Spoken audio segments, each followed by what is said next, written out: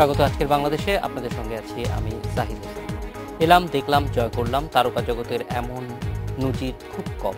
নিজের অবস্থান তৈরিতে প্রায় সবাইকে কঠিন পথ পার দিতে হয়। অনেক সাধনার পর মেলে খ্যাতির চূড়া। যারা মেধা যাচাই প্রতিযোগিতা সেরা হয়ে সহজে নজর কাড়েন, তাদের আবার নতুন করে নামতে হয় টিকে থাকার লড়াইয়ে। বিনোদন দুনিয়ায় তাই অকালে ঝরে পড়ার গল্প কম নয়। জনপ্রিয়তা ধরে রাখতেও আসলে নিয়মিত সংগ্রাম করতে হয় প্রত্যেককে। এসব নিয়ে আজকের আলোচনা তারার খোঁজে। কথা বলতে আজ আমাদের সঙ্গে স্টুডিওতে আছেন অভিনয়শিল্পী আনিসুর রহমান মিলন, মডেল ও অভিনয়শিল্পী জাকিয়া বারি মম, চিত্রনায়ক জায়েদ খান এবং চিত্র পরিচালক রকিবুল আলম রকিব। স্বাগত আপনাদের। মিলন, আপনাকে দিয়ে শুরু করি। আমরা যতদূর জেনেছি যে খুব অল্প বয়সেই আপনি অভিনয় করা শুরু করেছেন, যদি আমাদের তথ্য ঠিক হয় তাহলে সেটা 12।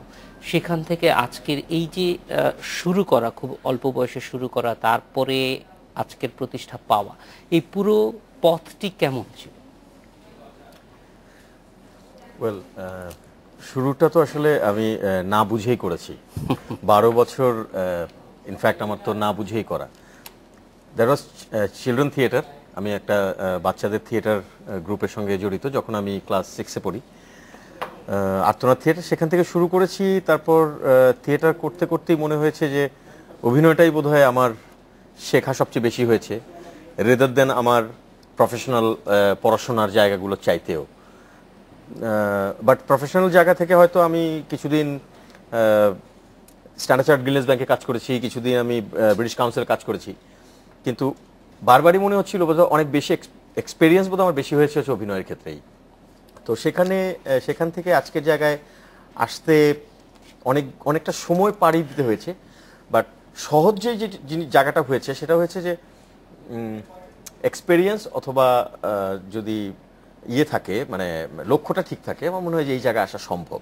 সো আমার এই জায়গাটাই, এখানে আসার ক্ষেত্রে আমার এই জায়গাটাই বেশি মনে হয়েছে যে বোধহয় এক্সপিরিয়েন্সটা অনেক আমাকে হেল্প করেছে আসার। কিন্তু সেই এক্সপিরিয়েন্সটা এক্সপোজার পাওয়ার ক্ষেত্রে কি অনেক সময় লেগে গিয়েছে? এটা লাগে, এটা খুব সহজে পেতেও চাই না আসলে। খুব সহজে পাওয়ার জায়গাটাতে আমি নেই, আমি ভাবি না কখনোই। আমি কখনো ভাবিনি, যখন আমি মঞ্চ করি, যখন আমি স্টেজ করি, তখন আমি কখনো ভাবিনি যে আমি অনেক বেশি টেলিভিশনে কাজ করব। But sudden of a day যখন হঠাৎ করে আমি টেলিভিশনে কাজ করতে শুরু করলাম, তখন আমার মধ্যে একদম কনফিডেন্স আসলো যে আমি তো টেলিভিশনেও কাজ করতে পারি। সেই টেলিভিশনেও যে খুব সহজভাবেই একটা মানুষ একটা জায়গা তৈরি করতে পারে তাও না, সেখানেও আবার প্রমাণের বিষয় থাকে যে আপনি কতটা প্রমাণ করে আসতে পারেন যে আপনি ক্যাপেবল। মানে আপনার ক্যারিয়ারের রেখাটা যদি আমরা দেখি, তাহলে দেখি যে মঞ্চে কাজ করা, তারপরে টেলিভিশনে একটা লম্বা সময় কাজ করে সিনেমাতে নায়ক হওয়া, এই ব্যাপারটা কিন্তু খুব, মানে টেলিভিশন থেকে অনেকেই সিনেমায় গিয়েছে, কিন্তু তারা পরবর্তীতে দেখা গেছে যে চরিত্র অভিনেতা হিসেবেই আসলে প্রতিষ্ঠা পেয়েছেন, বা কিন্তু এই একটা লম্বা সময় কাটিয়ে আবার আরেকটা মাধ্যমে গিয়ে মূল ধারায় বা মূল চরিত্রে অভিনয় করার নজির খুব বেশি নেই আমার। না, খুব বেশি নেই, আমি আপনার সঙ্গে একমত। টেলিভিশন থেকে গিয়ে চলচ্চিত্রের নায়ক হিসেবে স্টাবলিশমেন্টে যাওয়ার, প্রসেসে যাওয়ার জন্যও অনেকজন পিছিয়ে এসছে আমাদের মধ্যে থেকে। সেটা কেন আমি জানি না, আসলে সেটার কারণ জানি না। বাট আমি যেভাবে ব্যাখ্যা করি সেটা হচ্ছে যে আমার প্রত্যেকটা মাধ্যমের অভিনয়ের ধারাটা ডিফারেন্ট আমি ফিল করি। মঞ্চে যখন আমি পারফরমেন্স করেছি তখন মঞ্চের পারফরমেন্সের জায়গাটা একদম আলাদা। টেলিভিশনে যখন আমি করেছি, টেলিভিশনের বা আমি যখন করছি তখন সেখানকার পারফরমেন্সের ব্যাপারটাই একদম ডিফারেন্ট, এবং ফিল্মটাও একেবারেই আলাদা। মানে পারফরমেন্সগুলোর আলাদা করতে পারাটা বোধহয় আমাকে অনেক হেল্প করেছে এই আজকের জায়গায় আসার জন্য। মামা, আপনার কাছে একটু জানতে চাইবো যে দারুচিনি দ্বীপের পরে একটা লম্বা বিরতি কেন? কেনটার হয়তো অনেক রকম উত্তর আছে, কিন্তু আমি যে উত্তরটা দিতে চাই যে প্রিপারেশনটা দরকার ছিল। আর সবচেয়ে বড় কথা ছিল যে আমি যে ছবিটা করব, যেভাবে আমি নিজেকে দেখতে চাই, আমি যেভাবে নিজেকে দর্শকের কাছে আনতে চাই, সেটার জন্য আমি তৈরি ছিলাম না, বা ওই সময়টা ঠিক আমার জন্য ছিল না। যখন আমি শুরু করেছি সেটাই সত্য যে আমি এখন আবার নতুন করে শুরু করলাম। তার আগের যে গল্পটা লাক্স চ্যানেল আই প্রতিযোগিতায়, সেইখানে প্রতিযোগিতায় যাওয়া এবং শীর্ষে চলে যাওয়া, এই প্রক্রিয়াটির জন্য কি আপনি প্রস্তুত ছিলেন? হ্যাঁ, এই প্রক্রিয়াটির জন্য প্রস্তুতি, মিলন ভাই যেমন বলছেন, মিলন ভাইয়ের সাথে আমার পথ চলা অনেকখানি মিলবে, হয়তো কথাও অনেকখানি মিলতে পারে।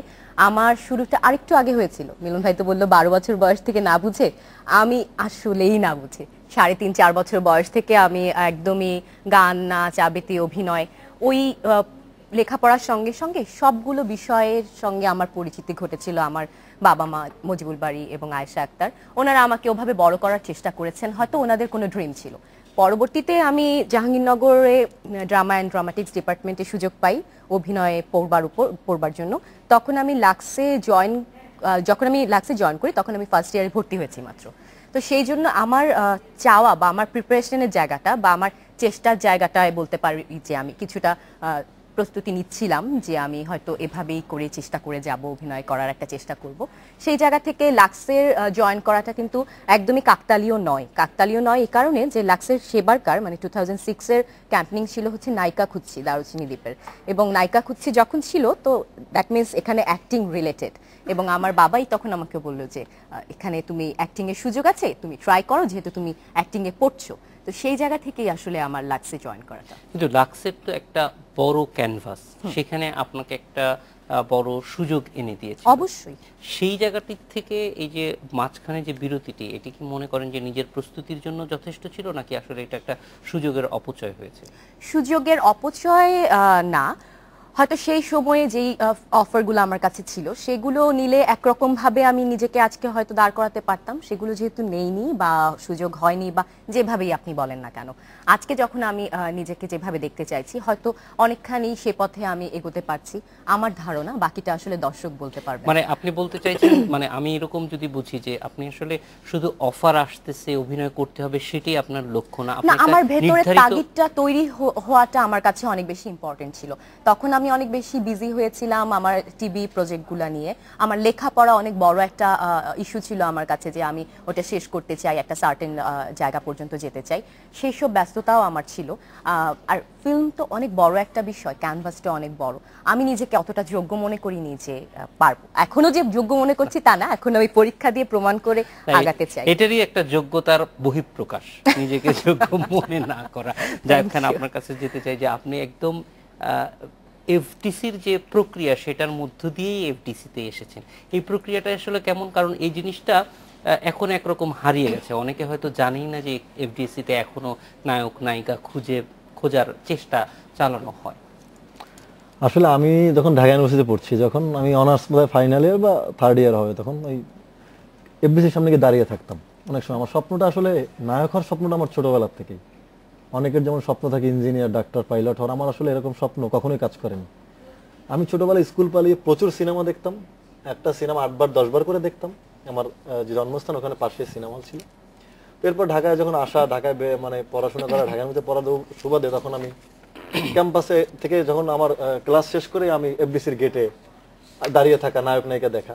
তো ধারাবাহিকতা আমি এক সময় নতুন মুখে না জানিয়ে অ্যাপ্লিকেশন করলাম, যেটা দিয়ে আমাদের নতুন মুখ নায়ক নায়িকারা আসে।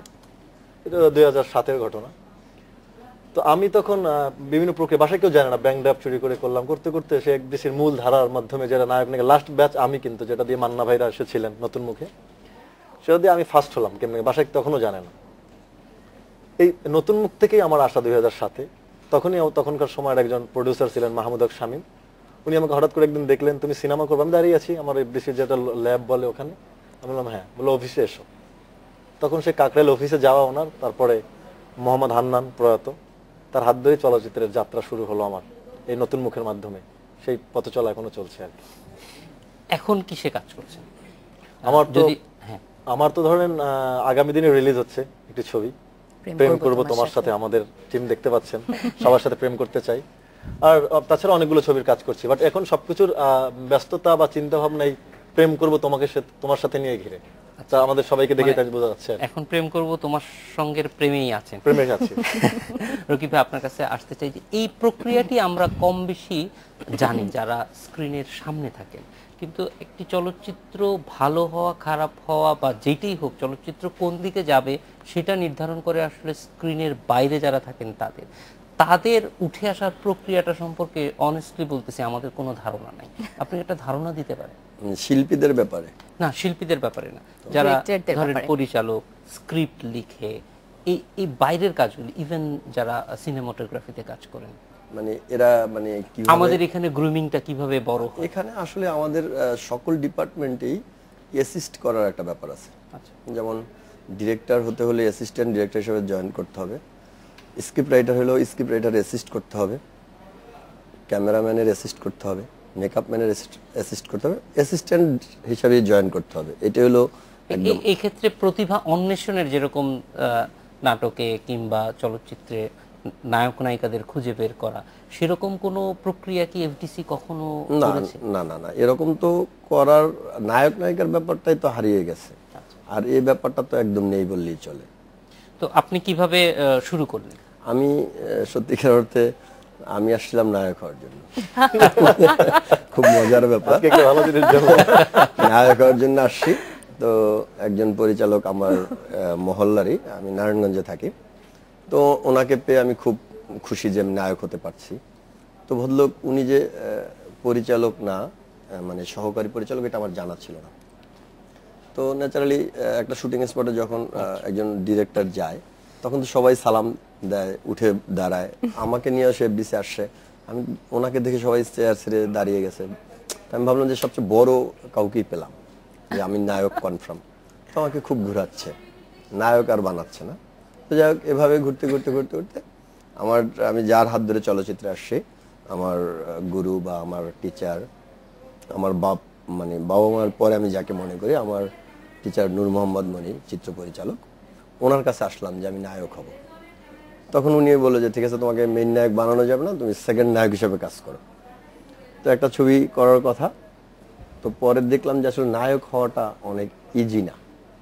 ফিগার, ফিটনেস, ফেস, অ্যাক্টিং, অনেক কিছুর ব্যাপার আছে। তো নিজের থেকেই সরে গেলাম যে না, বরং এখানে সেলফ অ্যাসেসমেন্ট।